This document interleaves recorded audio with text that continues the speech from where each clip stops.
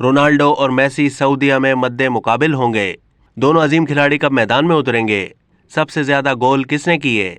Football के दो अजीम खिलाड़ी क्रिस्टियानो रोनाल्डो और लियोनेल मेसी सऊदी अरब में होने वाले एक दोस्ताना मैच में एक दूसरे के मद्दे मुकाबिल होंगे। लियोनेल मेसी के पेरिस सेंट जर्मन यानी PSG क्लब का सऊदी अरब के अल नस्र और अल हिलाल क्लब के खिलाड़ियों पर मुश्तमिल टीम से आमना सामना होगा। ये पहला मैच होगा जिसमें क्रिस्टियानो रोनाल्डो अल नस्र क्लब की नुमाइंदगी करेंगे।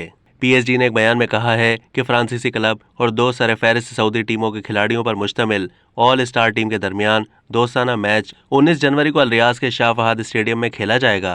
PSG टीम मैच से पहले दोहा में खलीफा स्टेडियम में तरबियत के लिए रुकेगी। लियोनेल मेसी अर्जेंटाइन की टीम के वर्ल्ड कप जीतने के बाद अपना बैनुल अक़वामी मैच सऊदी अरब में खेलने जा रहे हैं।